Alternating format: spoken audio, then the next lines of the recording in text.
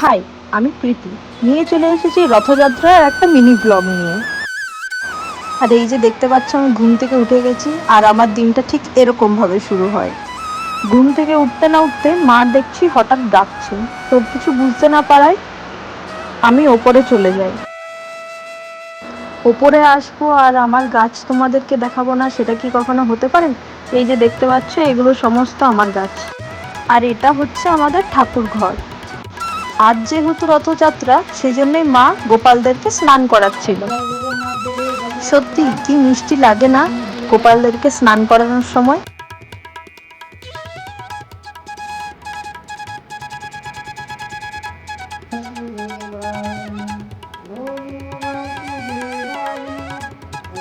তো চলো তোমাদেরকে আরো আমার কিছু গাছ দেখাই। এটা হচ্ছে আমাদের বাড়ির বেলি গাছ, আর এটা অপরাজিতা গাছ।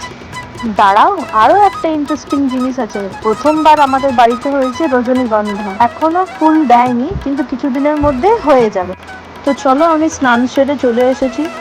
আর একটা গাছ ছিল পাতাবাহার টাইপের কিছু একটা গাছ, আমার খুব ভালো লেগেছিল, তাই আমি নিয়ে চলে এসেছিলাম বাড়িতে। মাথায় যেহেতু স্নান করেছিলাম, ঠান্ডা লেগে যাবে, তাই একটু রোদে বসে নিয়েছিলাম।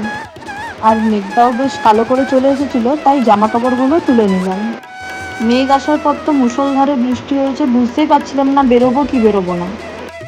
শেষমেশ বৃষ্টি থামিয়েছে আর আমরা সবাই মিলে বেরিয়ে গেলাম রথযাত্রার জন্য। আর এই যে দেখতে পাচ্ছ, স্বতন্ত্রা ও ব্লগ করছিল।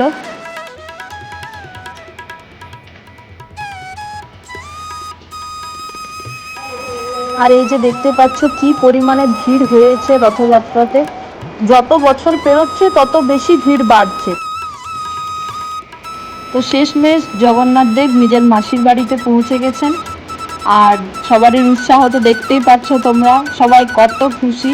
আর খুশিতে জয় জগন্নাথ বলে সবাই নাচানাচি শুরু করে দিল।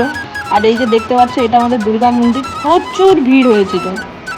তো চলো, আজকের মতন এইটুকু, দেখা হচ্ছে অন্য কোনো ব্লগে। জয় জগন্নাথ।